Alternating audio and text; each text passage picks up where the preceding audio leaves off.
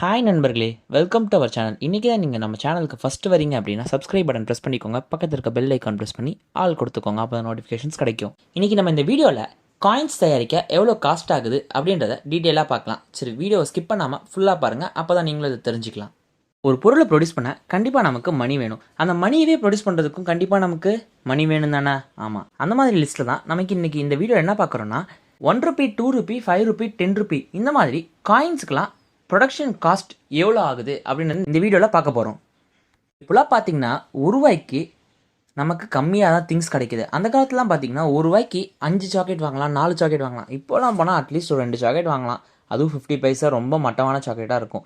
இல்லைனா ₹1 சாக்லேட் கிடைக்கும். அந்த மாதிரி தான். அப்போது ரீசெண்ட் இயர்ஸாக பார்த்தீங்கன்னா ₹1 காயினோட வேல்யூ ரொம்ப கம்மியாகிட்டே வருது. பட் அதோட ப்ரொடக்ஷன் வேல்யூ அதிகமாகிக்கிட்டே வருது. ஒரு பொருளை உருவாக்கினா அதுக்கான லாபம் கண்டிப்பாக கிடைக்கணும்ல நமக்கு.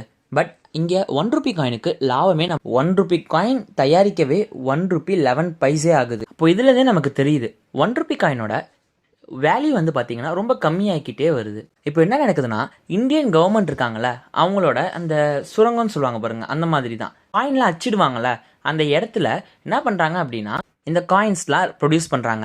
அவங்க என்ன சொல்கிறாங்க அப்படின்னா 2018க்கு அப்புறம் கிட்டத்தட்ட 2 வருஷமாக எல்லா காயின்ஸோட வேல்யூமே கம்மியாகிட்டே வருது. அதாவது அது மட்டும் இல்லாமல் ப்ரொடக்ஷனும் கம்மி பண்ணிக்கிட்டே வரோம் அப்படின்னு சொல்கிறாங்க. இந்த நியூஸை பார்த்தீங்கன்னா 2018 தான் விட்டுருக்காங்க.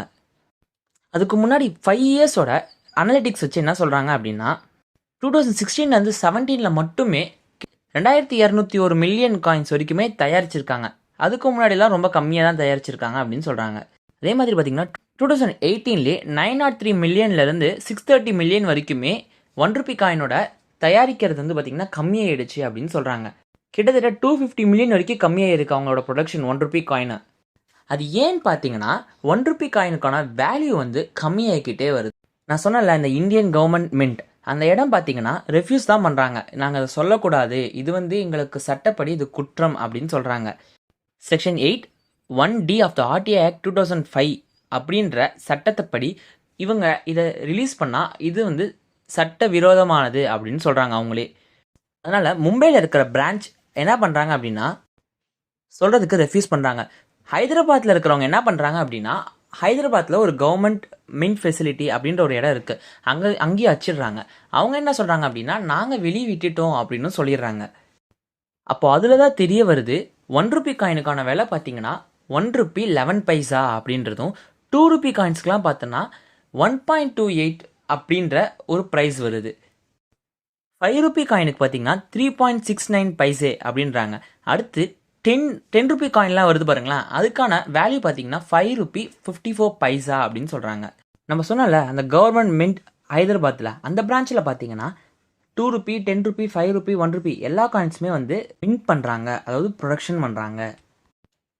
ஹைதராபாத் மின் ஸ்டேஷனில் கூட பார்த்தீங்கன்னா இதுக்கான ப்ரொடக்ஷன் வந்து நடந்துட்டு தான் இருக்குது அப்படின்னு சொல்கிறாங்க. லாஸ்ட் 4 இயர்ஸாக கம்பேர் பண்ணும்போது இது நடந்துட்டு தான் இருக்குது அப்படின்னு சொல்கிறாங்க. பட் எல்லா காயின்ஸை விட ₹1 காயினுக்கான வேல்யூ மட்டும்தான் கொஞ்சம் அதிகமாக இருக்குது அவங்களுக்கு ப்ரொடக்ஷன் காஸ்ட். ₹1 காயினுக்கு ₹1.11 ப்ரொடக்ஷன் பண்ணும்போது அவங்களுக்கு அதில் சுத்தமாக லாபமும் கிடையாது, அது பண்ணுறதும் வேஸ்ட். கூடிய சீக்கிரம் இதை க்ளோஸ் பண்ணலாம் அப்படின்னு சொல்லிட்டு இருக்காங்க. பட் இப்போதைக்கு இல்லை, இதுக்கப்புறம் ப்ரொடக்ஷன் நிறுத்தினா அதுக்கான வாய்ப்பு இருக்குது அப்படின்னு சொல்கிறாங்க. இந்த வீடியோலேருந்து கண்டிப்பாக உங்களுக்கு தெரிஞ்சிருக்கும் நம்ம நாட்டோட காயின்ஸோட ப்ரொடக்ஷன் காஸ்ட் எவ்வளோ இருக்கும் அப்படின்றது. இதே மாதிரி புது புது கண்டென்ட்டோட இன்னும் நிறையா வீடியோஸ் இருக்குது. இது வரைக்கும் நம்ம சேனல் சப்ஸ்கிரைப் பண்ணல அப்படின்னா கண்டிப்பாக சப்ஸ்கிரைப் பண்ணிக்கோங்க. அப்போ தான் ரெகுலர் நோட்டிஃபிகேஷன்ஸ் உங்களுக்கு வந்துகிட்டே இருக்கும். சரி, ஓகே நண்பர்களே, பாய். நாளைக்கு இன்னொரு வீடியோவில் பார்க்கலாம்.